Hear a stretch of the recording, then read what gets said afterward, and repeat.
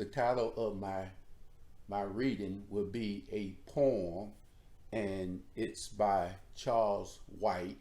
The title of the poem is Hey Black Man. Hey Black Man. It is a poem about the pain of being black in America. It's not easy wearing the black man's shoes. A black man's shoes are painful. They're covered in dust of slave shacks, living in America in fear of being blasted to bits due to the color of his skin.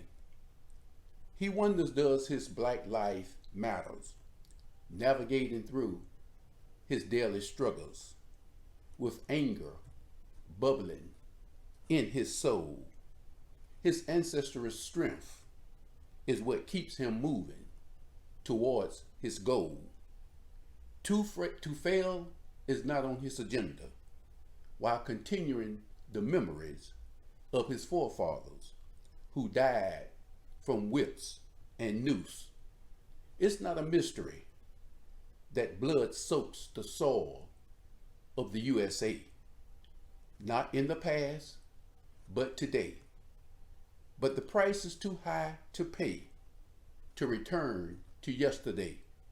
We must mend broken human ties and not bind ourselves to hate. We must rise above the fight to create a new day and build a new life of equality. Hey Black Man, a poem by Charles White. Thank you. I'll be reading Poems from the Heart by Shirley O. Regal. The title of this poem, Our World.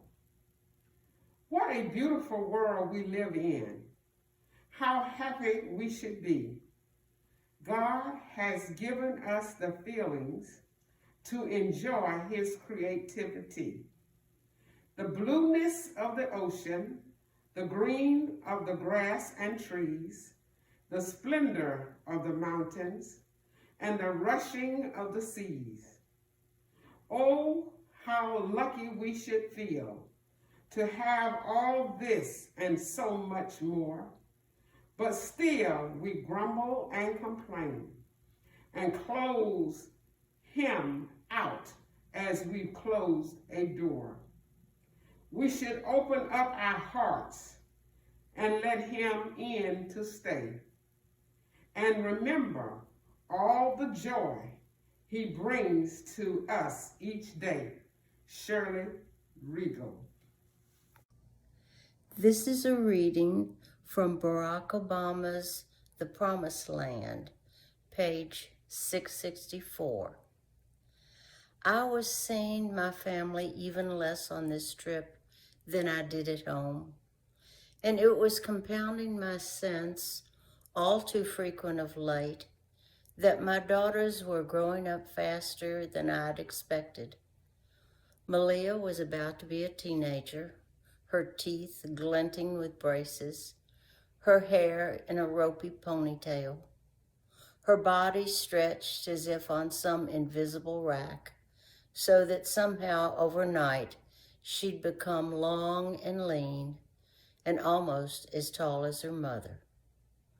At 9, Sasha at least still looked like a kid, with her sweet grin and dimpled cheeks, but I had noticed a shift in her attitude toward me. She was less inclined to let me tickle her these days.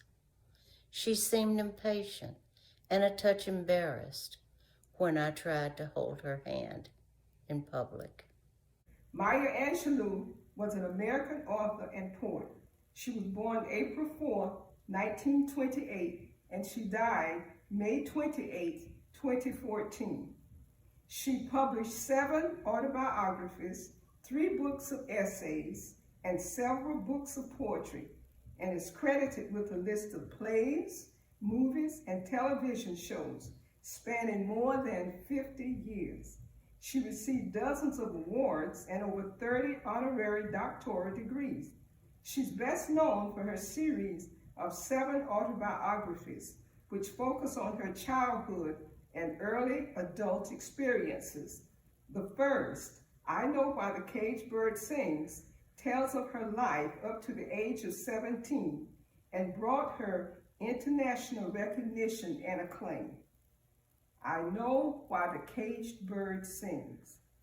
The free bird leaps on the back of the wind and floats downstream till the current ends and dips his wings in the orange sun rays and dares to claim the sky.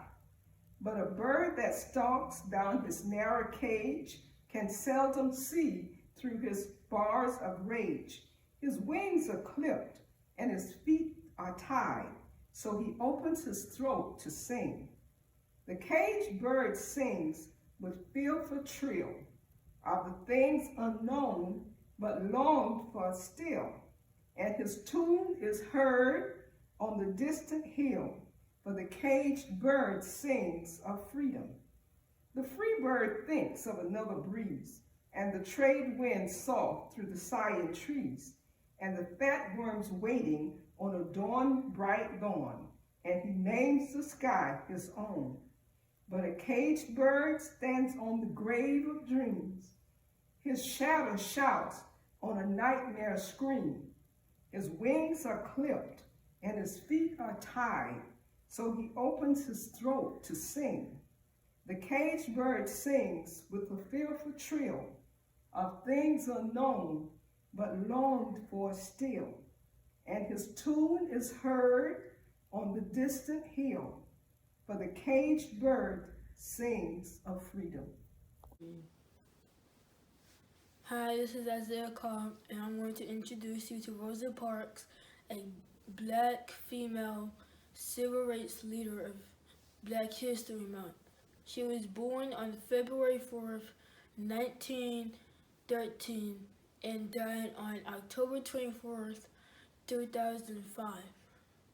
Rosa Parks helped initiate the civil rights movement in the United States when she refused to give up her seat to a white man on a Montgomery, Alabama bus in 1955. Her actions inspired leaders of the local Black community to organize the Montgomery bus boycott, led by a young Reverend Dr. Martin Luther King Jr. The boycott lasted more than a year. Over the next half-century, Parks became a nationally reorganized symbol of dignity and strength in a struggle to end racial segregation. And Isaiah Cobb, thank you for listening. Hi, I'm Nancy Bethay.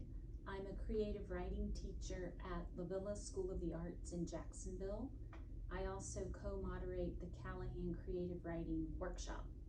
And for February, as Black History Month, I chose the poet Robert Hayden. He has written several poems that I love, and I plan to share one here in just a minute, but I'll tell you a little bit about him. He was part of the Harlem Renaissance. He lived from 1913 to 1980. He was also an English professor at Fisk University and the University of Michigan. And the poem I'd like to read is called Those Winter Sundays by Robert Hayden. And I chose this poem because it's a favorite of mine. The speaker in the poem, I feel, makes a realization about the sacrifices that his father made for him. And it's just such a beautiful picture of love and what love means. So here's the poem. Those Winter Sundays by Robert Hayden. Sundays too, my father got up early and put his clothes on in the blue-black cold. Then with cracked hands that ached from labor in the weekday weather, made banked fires blaze. No one ever thanked him.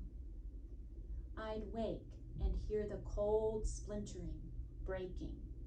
When the rooms were warm, he'd call, and slowly I would rise and dress, fearing the chronic angers of that house, speaking indifferently to him who had driven out the cold and polished my good shoes as well. What did I know? What did I know of love's austere and lonely offices? Hello, my name is Lou Ellen Crook, and I'm going to be reading a retelling of Androcles and the Lion by James Baldwin. In Rome there was once a poor slave whose name was Androcles. His master was a cruel man and so unkind to him that at last Androcles ran away. He hid himself in a wild wood for many days, but there was no food to be found, and he grew so weak and sick that he thought he would die.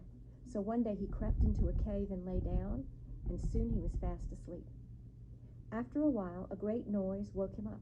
A lion had come into the cave and was roaring loudly.